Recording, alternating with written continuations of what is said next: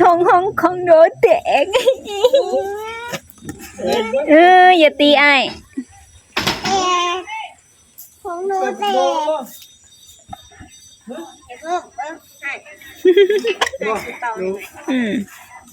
นี่ว่าสิเอากล้วยมาให้ลุงเล่นนี่อันหญ้าคนเอามาสบายดีหญ้ามันเอามา สบายดีป่าลุงโดขี้ดื้อเด้อป่าลุงเดี๋ยวคุณจะไปโน่มาดิข่อยขี้ดื้อเด้อบอกป่าลุงเบิ่งสบายดีไหมตาสบายดีป่าลุงเบิ่งตาเห็ดดูสบายดีเบิ่งสบายดีสบายดีลูกมาดิ เฮ้ยมันบ่เห็นนี่ใกล้ๆนี่เบิ่งนี่เหยียบใกล้ๆให้เต็มดังนี่เหยียบใกล้ๆ ส นี่ บายดีบาทหนึ่งตามาสบายดีพร้อมกันเบิ่ง จองกันยืนอยู่นี่มานี่ตามาสบายดีป่าลุงพร้อมกัน ขุนสูง มาดิ พร้อมกันหนึ่งสองสามเอาเลยว้าวน้ำ มาดิมาดิ อีกก็มาจากอันปีหนาเนาะคนกสิมาเบิ่งตัวเองแล้วพี่น้องเลยด้านเช้าข่อยเด้อนี่ เช้าข่อยร้านเช้าจูบยักจูบ ทำร้ายพูดนี่น้อยยิ่งว่าเข้ามาพี่เป็นนักแจ้งน้อย ไปหลินผูไปไปหลินน้ำยาบุญไป แม่บ้า ข่อยซื้อนิด ใส่ต่างครับ ข่อยซื้อนิต้าเด้อบอกเลย เขาได้แล้ว ข่อยซื้อนิต้าเด้อบอกเบิ้งนี่พังป่าสิเบาข่อยซื้อนิต้าเด้อ อันนี้ค่ะเด้อ ข่อยเป็นลูกพอเจิดเด้อ อันนี้ตัวใหญ่กว่านี่ของลิตาใหญ่ เฮ็ดแล้วเลยไม่ซอยอ้ายแหละขอลื่นลาเลยมื้อนี้ก็สิเฮ็ดเมนูอันเป็ดซื้อมาแต่ใส่เป็ดมาเลเซียแล้วก็ซื้อมาแกงข่อยเป็นผู้บ่าวเลยเด้อนี่เกินนี่นั่นเด้อสีสามกันแล้วความสุข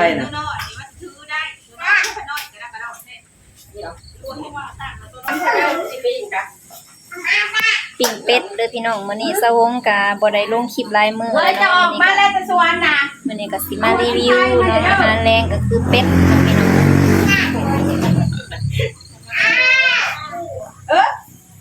โอ้สิงไทย วัยรุ่นน้อย2คน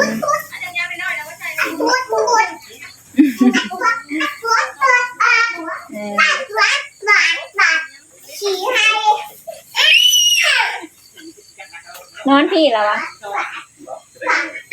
เมื่อเผื่อสิหอด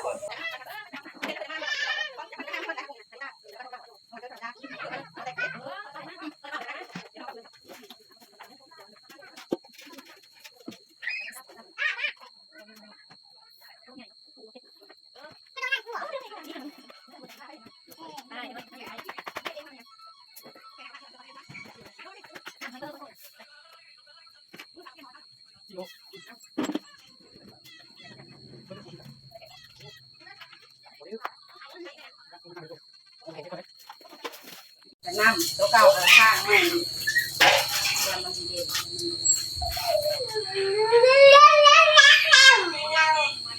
กำลัง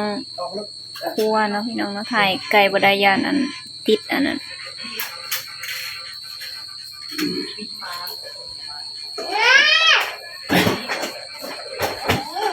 ข้างมันอยู่แล้วหมอนไว้ลูกอีกเทื่อนึงเซียนแล้วเนาะปึ๊ด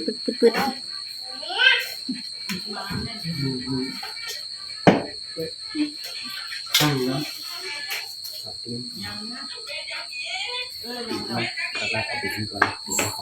เซียนเป็ดพี่น้องข้าวหอมอยู่เฮือนนั่นน่ะซื้อแต่เมื่อวานนี่บ่แม่นเบิดแล้วบ่เบิ่งทาง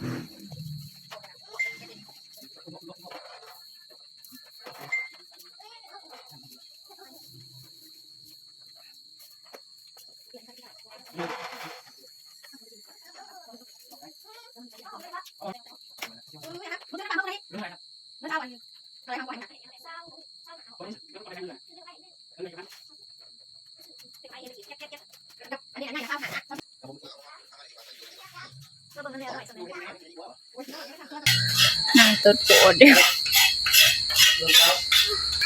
หลักเบิ่งซองไอ้น้องเพิ่นให้งางา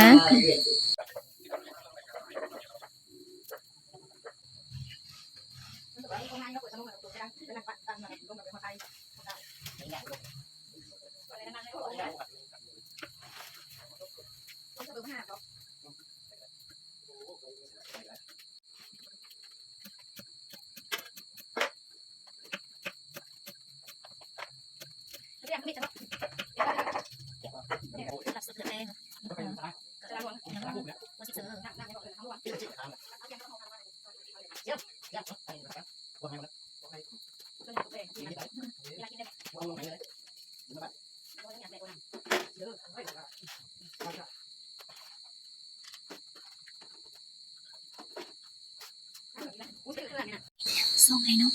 เจ้าเป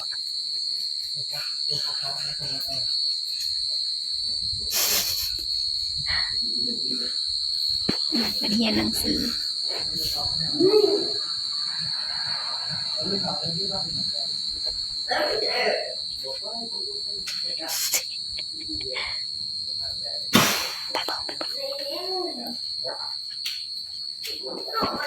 มางามเฮ็ดยังเลยป้า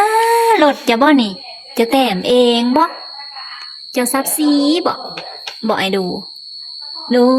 เก่งเนาะเจ้าเก่งเนาะเก่งบ่เจ้าขี้ดื้ออยู่บ่ได้ดื้อไผสะดื้ออันนั้นบ่ดื้อนะไผสะกังพูก็บ่ดื้อเก่งเด้อน้องข่อยป้าซับซีรถล้อรถน่ะสีเหลือง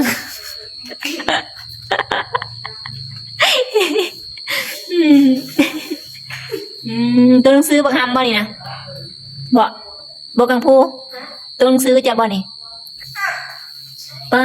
คือเก่งแผะเขียนงามสวยยังบ่ได้เขียนงามปานนี้แม่นบ่อ่านในพังหน่อยกว่าอ่านบ่เป็นเขียนได้อ่านบ่เป็นคุณเบิ่งดูหมากซิดคุณโอ้หมากซีปูป้า A B C D ก็เป็นป้าคือเก่งจัง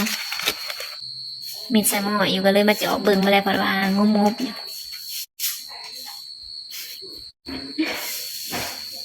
ใช่เลยมากกระป๋าบางคนแบบครัวเป็นโตเนาะ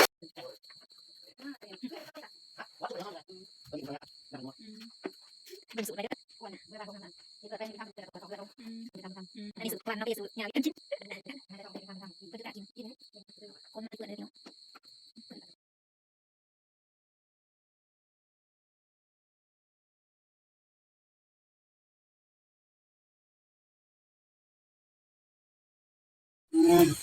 ไอ้สมศิษย์ตัวไอ้ชาสัญญานะ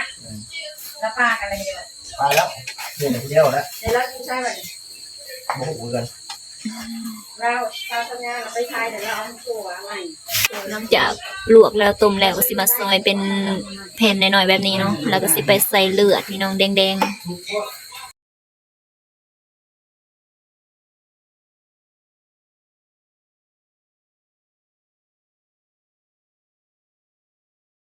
จาน4 จานแล้ว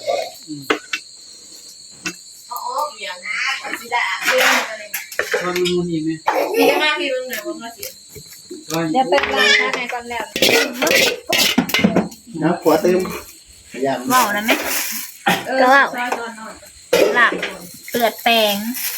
ทายใกล้ๆก็ได้ไทยอย่างนั้น เราลวกคนมันโหดซื่อ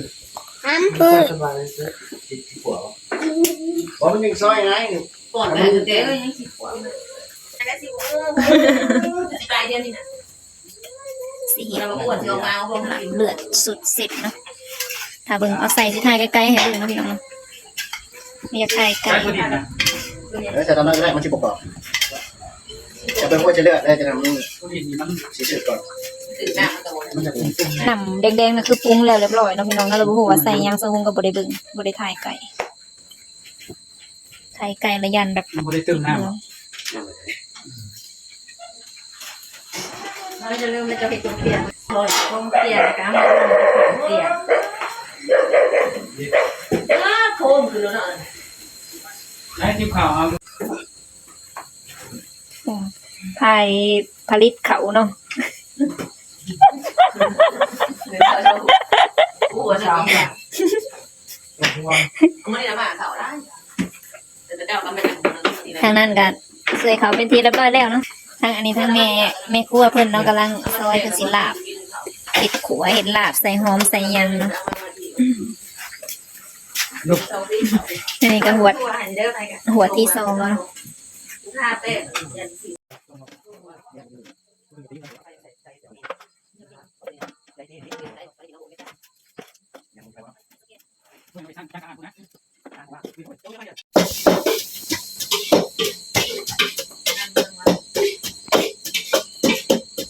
ซ้ำเสือผา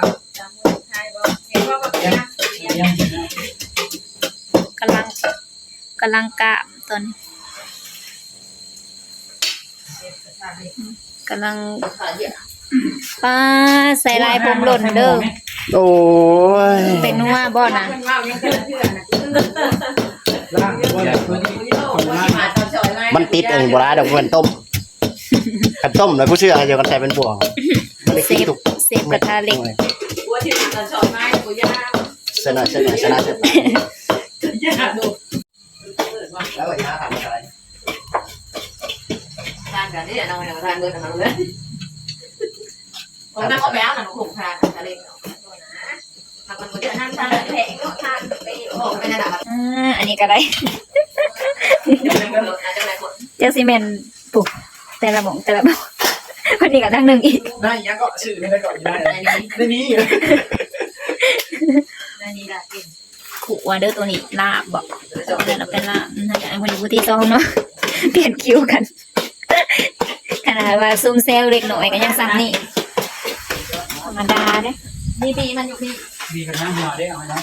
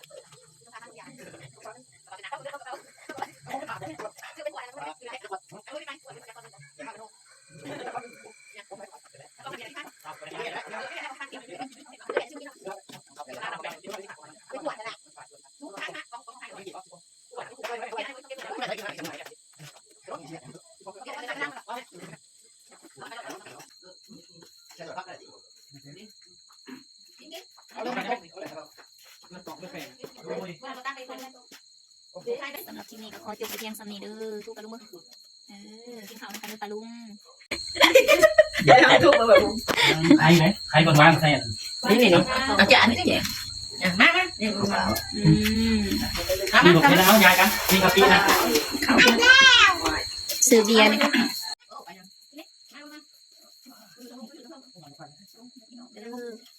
กินข้าวกัน อ่านมาแต่ไกลเนาะก็เลยซื้อเป็ดมาให้กินพี่น้องกินข้าวสามัคคี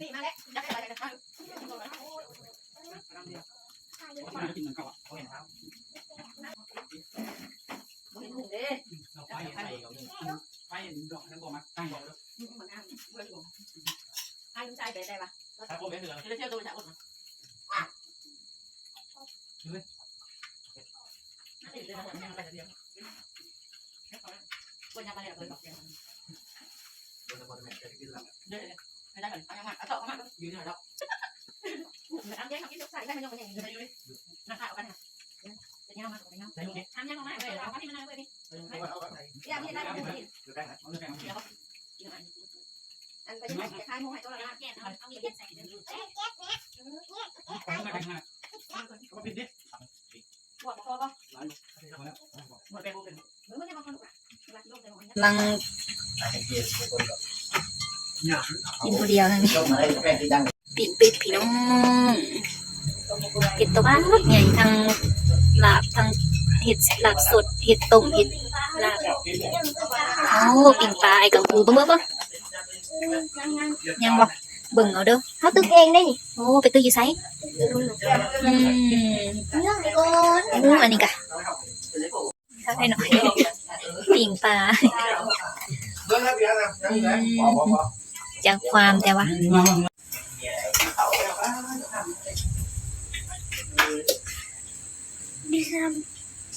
ปิ่งปลา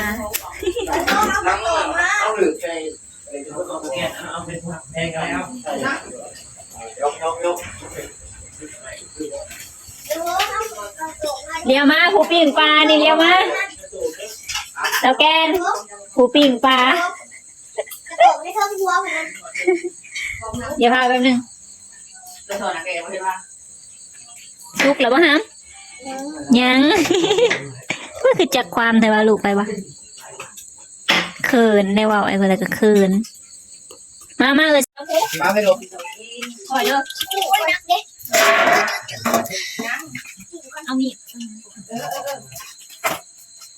ตัง ตัง ลุงเหยียบลงไปแล้ว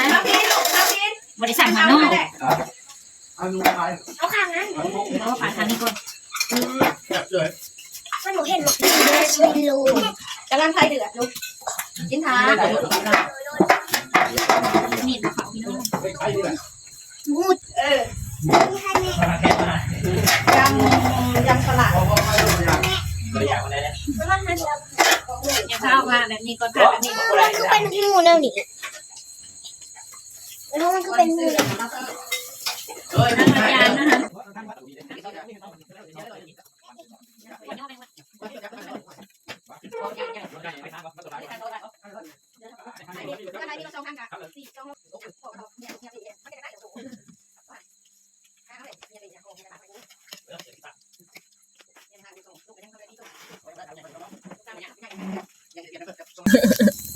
สำหรับคลิปนี้ก็ขอจบไปเพียงสำนี้เด้อพี่น้องพอกันแมงคลิปหนาบุญไหวแน่หน่อยหนึ่งเนาะบุญบาวนหลายคน ต้นไม้ใหญ่ใช่บ้านเนี่ยก็ อาสนุ กิโลในวัดนะ อันมันมีโอ้ยเดี๋ยวผ้าพจิผ้าไปใส่ มันซุกคือมันใหม่